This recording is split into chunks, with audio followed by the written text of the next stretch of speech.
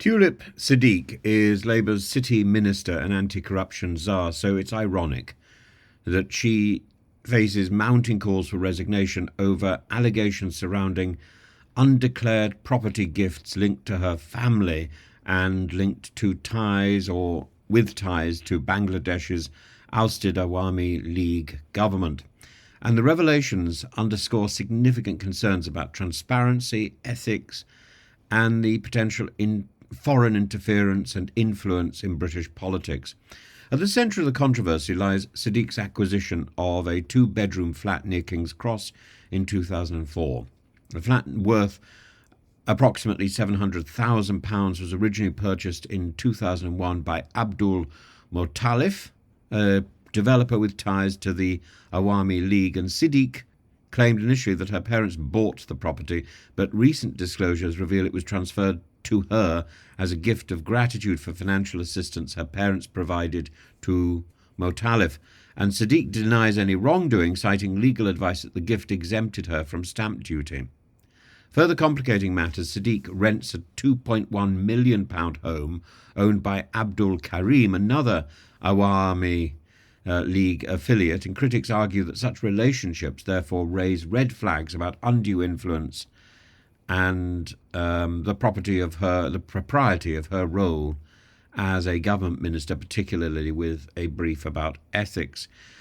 The scandal reignites questions about foreign interference, foreign influence in British politics, particularly given Siddiq's family ties to Sheikh Hasina, Bangladesh's former prime minister, accused of embezzling billions. And the Bangladeshi interim government claims officials linked to Hasina laundered funds to acquire overseas assets. And though Siddiq denies involvement, her financial affairs now face scrutiny under British parliamentary standards. The Labour leader has, of course, defended Siddiq, but insiders suggest there's growing discomfort within the party about her position and about her property portfolio. Her position as the anti-corruption minister tasked with tackling financial misconduct appears increasingly untenable. Critics include now the Shadow Home Secretary Chris Philp, who argues that retaining Siddiq undermines Labour's credibility on integrity. And the case also raises broader issues about parliamentary transparency and about the wealth of these people who lord it around, claiming to be representatives of the working class. Siddiq's initial failure to declare rental income and the contradictory statements regarding property ownership exacerbate public distrust, and the ongoing parliamentary standards investigation will likely focus on whether Siddiq misled authorities and breached rules governing financial declarations, whether this was intentional or accidental. Pressure is therefore building on her to resign or to be dismissed, and if Sir Laurie Magnus, the independent advisor on ministerial standards, launches a formal investigation into her tenure could be cut short with some speed. Meanwhile, Conservative MPs are leveraging the scandal to question Labour's commitment to ethical governance.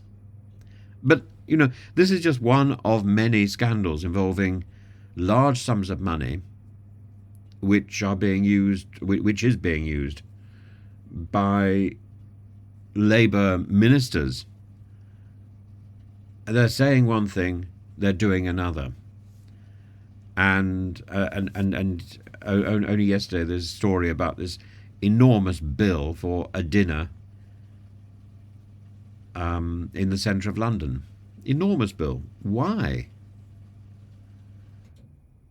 It's as if the moment they've got their hands on power, they've gone wild. The Tulip Siddiq scandal not only threatens her political career, but it highlights the vulnerabilities in British politics to foreign influence and the problems of financial transparency.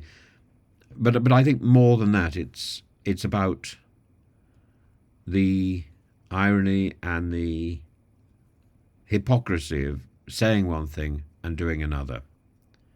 As calls for accountability grow, the case serves as a reminder of the importance of rigorous oversight and the adherence to the ethical standards that she puts forward in public office.